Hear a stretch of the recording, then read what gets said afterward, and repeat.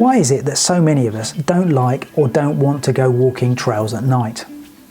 Well, I guess the answer is pretty obvious. We've been too well programmed.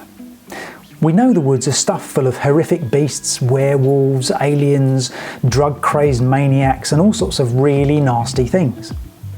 Of course, in reality, they're full of badgers, deer, owls, rabbits, and all sorts of lovely fluffy things. So if we're not going to these places after dark, we're missing out on a really enriching experience. But I guess there are other practical issues that do put people off. Being able to see where you're going for starters, a fear of getting lost, or just simply being able to navigate. Having the right gear, and possibly concern over the safety of your car if you leave it in a car park at night. But also for a lot of people, the whole thing just seems a bit pointless. I mean, one of the reasons we go walking is to immerse ourselves in the landscape, and if you can't actually see the landscape, there's not a lot to enjoy, right? Well, actually wrong.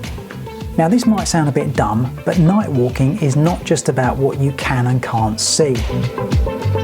As an experience, it's something completely different, and it taps into different senses and generates different emotions. It's all about the fact that you're doing something you'd rarely, if ever, do. It's about experiencing something unique for what it is, not for how it compares to your normal experience. And that's where night walking is incomparable, simply because there's no way to replicate it other than to go out night walking. It's the only way you can have that experience, and it's often the only way you can encounter specific types of wildlife too. And that is why it's special. So how can you go from where you are now, avoiding night walks or feeling uncomfortable on the trails after dark, to having coping mechanisms for night walking or for those nighttime sections of organised challenge events? Well, the simplest method is regular and repeated exposure to it. To go walking at night and to gradually move into more and more challenging spaces in terms of how you feel about your surroundings. Something I want to make clear though from the outset is that your goal is not to become completely fearless. Even when you're an experienced walker at night, fear will still be a factor and you will still be a little on edge. Your actual goal is to be comfortable enough to function normally, even though your senses may be heightened. And this will come if you face your fears and go out and experience walking at night regularly and, in the early days, frequently.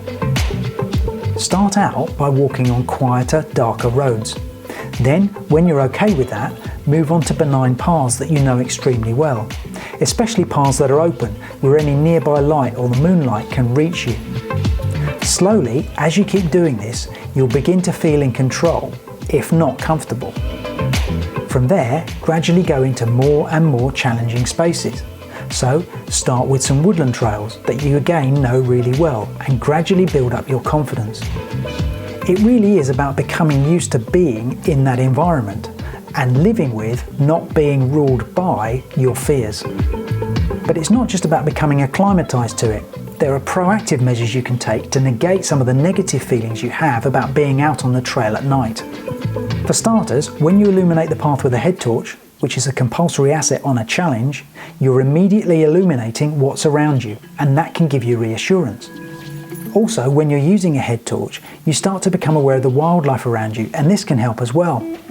After all, if the badgers and rabbits can skip happily along the trail at night, then so can you.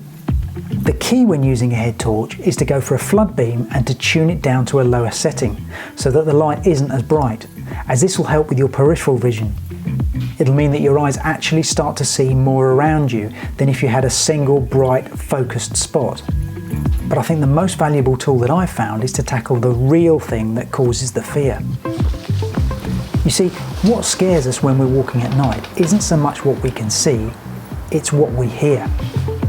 When you hear a noise and you can't see what it is, that's when your mind starts racing. The cure is really simple. Stop the sound. Now of course you could do this just by using earplugs and this will work well, but the best approach for night walking is to add music, because not only does it drown out any sounds, it distracts you and changes your fundamental mood. I can testify to the effectiveness of this from personal experience, because when I did my first ultra, I took no music at all, and I have to say the last section in the dark was really quite uncomfortable. But when I did Race to the Stones, I took my iPod and I used music from the moment that it got dark, and this completely transformed my experience. The proof that this approach really does work for me though came when I took on the South Downs Way back in 2019. This was a 28-hour solo non-stop walk, and my music kept me happy and content for the whole night up on the Downs.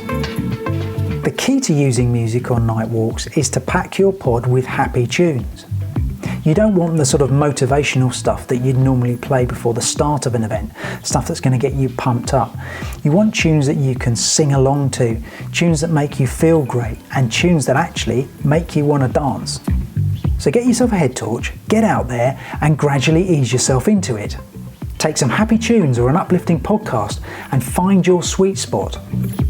If you can get all those imaginary monsters back in their box, you can start to take advantage of this massive resource just there waiting for you. You might not get the views, but you'll certainly return home with some memories that can't be created any other way.